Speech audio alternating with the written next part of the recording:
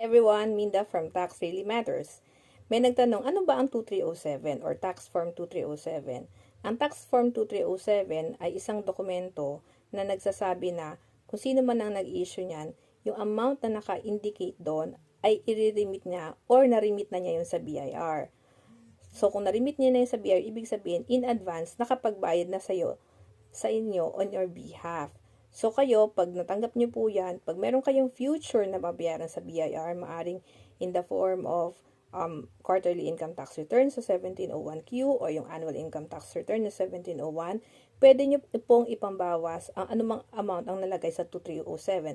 Siyempre, in terms of submission, kailangan i-attach nyo rin po yung 2307 na yan sa tax returns na isasubmit nyo. So, I hope this helps and please subscribe to my channel, Tax Really Matters, both sa YouTube at saka sa Facebook. Thank you!